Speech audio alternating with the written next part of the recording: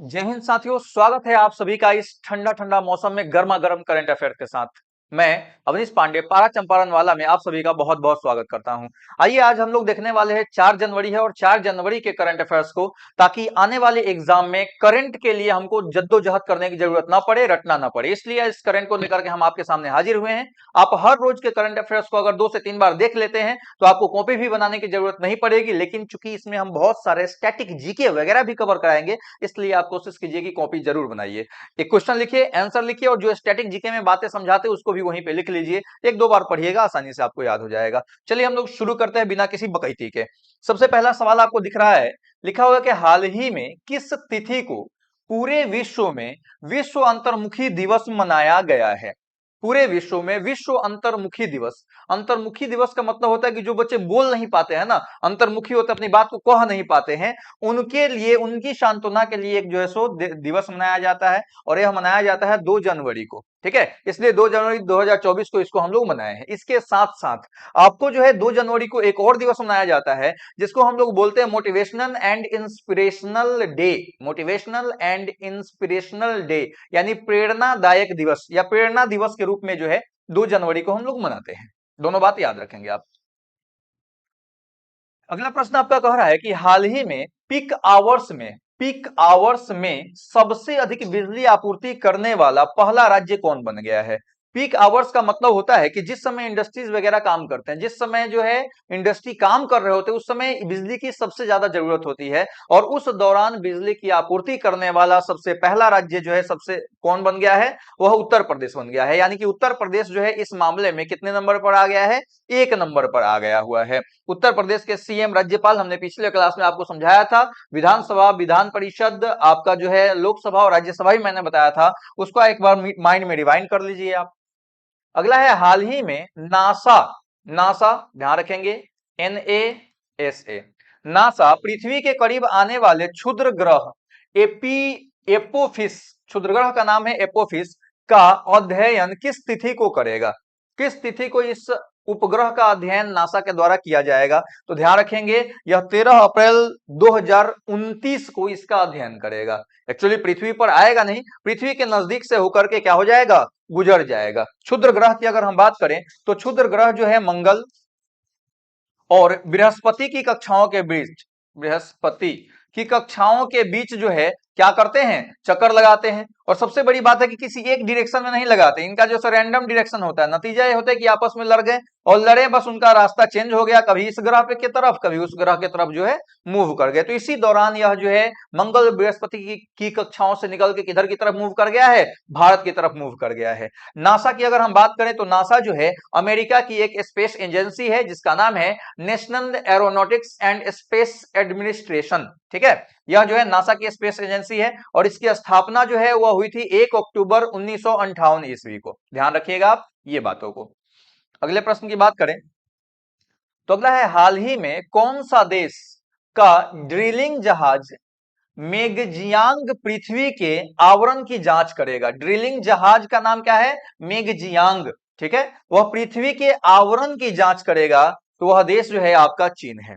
ठीक है, चीन के द्वारा जो है सो यह भेजा जा रहा है जहाज, जो पृथ्वी के आवरण का, आवरण यानी पृथ्वी की ऊपरी सतह का जांच करेगा कि इसमें कौन कौन से एलिमेंट है, क्या क्या चीज पाया गया है, किस चीजों की मात्रा बढ़ रही है, कौन सा चीज कम हो रहा है, इनकी जांच करने के लिए जो है चीन ने इसको भेजा है। अगर हम चीन की बात करें तो चीन का पूरा नाम है people's republican of China. People's republican of China चीन का पूरा नाम हुआ, और इसकी जनसंख्या वर्तमान टाइम में यूएनओ के अनुसार 144.56 करोड़ हो चुकी है।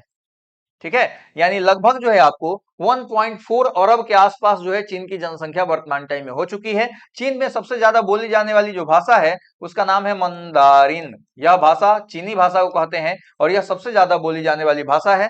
और इसकी राजधानी की बात की जाए, चीन की राजधानी, तो बीजिंग जो है, बीजिंग यह चीन की राजधानी है। क्लियर है? चलिए अगले पॉइंट पे लिखे हम, तो हाल ही में CNN बिजनेस ने किसको सीईओ ऑफ द ईयर चुना है? CNN एक न्यूज चैनल है जिसका फुल फॉर्म है cable news network, cable news network, ठीक है। CNN का मतलब होता है केबल न्यूज नेटवर्क। इसने CEO ऑफ ईयर किसको चुना है? तो ध्यान रखेंगे सत्य नडेला। सत्य नडेला जो है ये भारत के रहने वाले हैं और वर्तमान टाइम में माइक्रोसॉफ्ट के CEO हैं। माइक्रोसॉफ्ट, ठीक है, के CEO हैं वर्तमान टाइम में सत्य नडेला। और इन्हीं को CNN ने CEO ऑफ द ईयर के नाम से चुना है, या CEO ऑफ द ईयर चुना है। किसको? सत्य नडेला को। ध्यान रखेंगे भारत के हैं ये। अगले प्रश्न की अगर बात की जाए तो हाल ही में केंद्रीय कैबिनेट ने कहां में भारत का महावाणिज्य दूतावास खोलने की अनुमति प्रदान कर दी है? यानी किस देश में दूतावास खोलने की अनुमति जो है, भारत का महावाणिज्य दूतावास खोलने की अनुमति प्रदान किया गया है?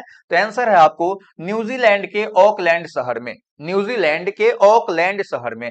अगर आप ग्लोब को देखेंगे तो ग्लोब पर आपको जो है यह हो गया भूमध्य रेखा, और इसके नीचे की तरफ जब आइएगा तो यहाँ है ऑस्ट्रेलिया, और इस जगह पर आपको जो है न्यूजीलैंड मिलेगा। न्यूजीलैंड जो है भूमध्य रेखा से दक्षिण में उतनी ही दूर है जितनी ब्रिटेन भूमध्य रेखा से उत्तर की तरफ है, उत्तरी गोलार्ध में है। इसीलिए हम लोग जो है न्यूजीलैंड को आपको दक्षिण का ग्रेट ब्रिटेन के नाम से भी जानते हैं, ठीक है। न्यूजीलैंड की जो राष्ट्रीय पक्षी है उसका नाम कीव है। कीवी उसको कहते हैं हम लोग, कीवी राष्ट्रीय पक्षी है। और कीवी के नाम से जो है आपको न्यूजीलैंड के लोगों को कीव के नाम से भी पुकारा जाता है, यानी कीव नाम से भी संबोधित किया जाता है। न्यूजीलैंड की राजधानी अगर हम देखें तो वेलिंगटन, वेलिंगटन जो है वह वर्तमान टाइम में न्यूजीलैंड की राजधानी है। और चार्ल्स तृतीय यहाँ के वर्तमान टाइम में शासक यानी कि राजा है, ठीक है। जबकि क्रिस्टोफर लक्सन जो है, क्रिस्टोफर लक्सन, वो न्यूजीलैंड के क्या है? प्रधानमंत्री हैं वर्तमान टाइम में। क्लियर है? ये आपको याद रखना है। इसके अलावा अगर हम बात करें तो न्यूजीलैंड की मुद्रा का नाम जो है न्यूजीलैंड डॉलर, ठीक है, डॉलर है। लेकिन कैसा डॉलर? तो न्यूजीलैंडिया डॉलर जो है यहाँ की मुद्रा का नाम है। अगला अगर हम देखें तो क्या कह रहा है कि हाल ही में महाराष्ट्र राज्य के मुख्य सचिव के रूप में किसको नियुक्त किया गया है? तो ये नितिन कड़ियर जो है, इनको महाराष्ट्र राज्य के मुख्य सचिव के रूप में नियुक्त किया गया है। ये आप याद नहीं रखेंगे। अगर आप कोई महाराष्ट्र स्पेशल एग्जाम को दे रहे हैं तो याद रखिएगा, नहीं दे रहे हैं तो आपको इसको याद रखने की जरूरत नहीं है, यह सवाल आपका नहीं आएगा। अगला है हाल ही में महाराष्ट्र राज्य के डीजीपी के रूप में किसको नियुक्त किया गया है? तो ये रश्मि शुक्ला है, इनको महाराष्ट्र राज्य के डीजीपी बनाया गया है। इसको भी आपको याद रखने की जरूरत नहीं है।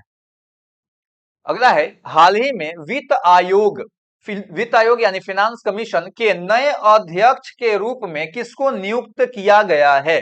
ठीक है, नए अध्यक्ष के रूप में किसको नियुक्त किया गया है? किसका? तो वित्त आयोग। वित्त आयोग फाइनेंस कमीशन का नया अध्यक्ष बने हैं कौन? अरविंद पनगढ़िया। इससे पहले यानी कि अरविंद पनगढ़िया जो है ये कितने नंबर के बने हैं? तो 16वें बने हैं। और इससे पहले वित्त आयोग के अध्यक्ष कौन थे? तो NK सिंह, NK सिंह यानी नंद किशोर सिंह जो है, उन्हीं का स्थान अरविंद पनगढ़िया ने लिया है।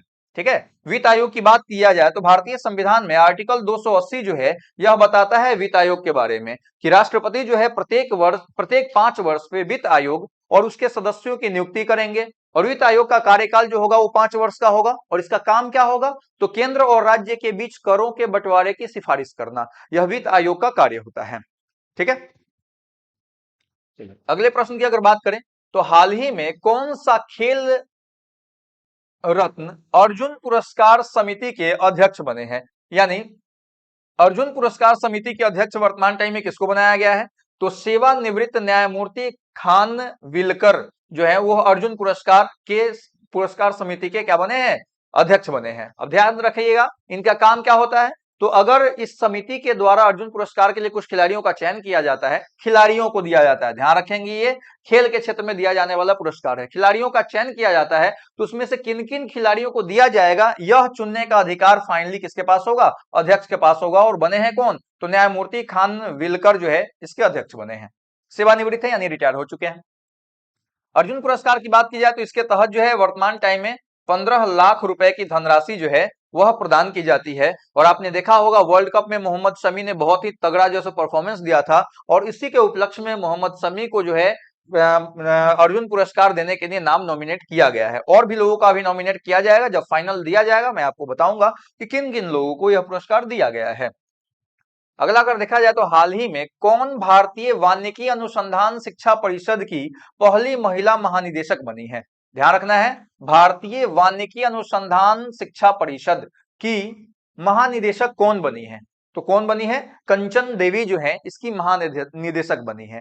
अगर आपसे पूछा जाए कि वानिकी अनुसंधान केंद्र है कहां पर, तो ध्यान रखिएगा देहरादून, ठीक है, देहरादून में है। और देहरादून आपको कहां पड़ता है? तो यह पड़ता है उत्तराखंड में। इस बात को आप ध्यान रखेंगे, ठीक है। अगर हम बात करें कि भारतीय वानिकी अनुसंधान केंद्र जो है यह किसके अंतर्गत आता है, या वानिकी जो है किसके अंतर्गत आती है, तो पर्यावरण वन जलवायु परिवर्तन मंत्रालय के अंतर्गत जो है यह शामिल होता है। यह बात आप याद रखेंगे। अगला अगर देखें तो हाल ही में किस किस बैंक ने सीसीआईएल से संबंधित सूचनाओं के आदान प्रदान के लिए एक समझौता किया है? सीसीआईएल के सूचनाओं के आदान प्रदान के लिए एक समझौता आयोजित किया है, तो वह बैंक कौन कौन सा है? तो भारत का आरबीआई बैंक और बैंक ऑफ इंग्लैंड, इंग्लैंड का केंद्रीय बैंक और भारत के केंद्रीय बैंक ने आपस में समझौता किया है। अब सवाल उठता है कि सीसीआईएल है क्या? ठीक है, तो सीसीआईएल का मतलब होता है the Clearing Corporation of India Limited. The Clearing Corporation of India Limited CCIL का फुल फॉर्म होता है। इसका काम क्या होता है? तो सरकारी प्रतिभूति हो गया, या फिर आपको विदेशी मुद्रा हो गया, या फिर मुद्रा बाजार जो हो गया, इसके विनिमय का, इसके लेन देन में अपनी सहभागिता सुनिश्चित करने का काम जो है यह कौन करता है? सीसीआईएल के द्वारा किया जाता है। क्लियर है? अगला प्रश्न आपका क्या है? अगला प्रश्न कह रहा है कि हाल ही में कौन नोएडा इंटरनेशनल एयरपोर्ट से उड़ान शुरू करने वाली पहली एयरलाइंस बन गई है? नोएडा इंटरनेशनल एयरपोर्ट जो है नया एयरपोर्ट है, और इस यहां से उड़ान भरने वाली पहली एयरलाइंस कौन बनी है? तो ध्यान रखिएगा कि इंडिगो जो है यहां से उड़ान भरने वाली पहली एयरलाइंस बन गई है। बात समझ में आया? इन चीजों को आप याद रखेंगे। फिर हम लोग 5 तारीख को यानी कल सुबह 6 बजे मिलेंगे एक नए करंट अफेयर्स के साथ। तब तक आप स्वस्थ रहें, मस्त रहें, अपने पढ़ाई में व्यस्त रहें, और वीडियो अगर अच्छा लग रहा है तो अपने ग्रुप्स में, अपने दोस्तों में इसको निश्चित रूप से शेयर करें। चलिए, थैंक यू।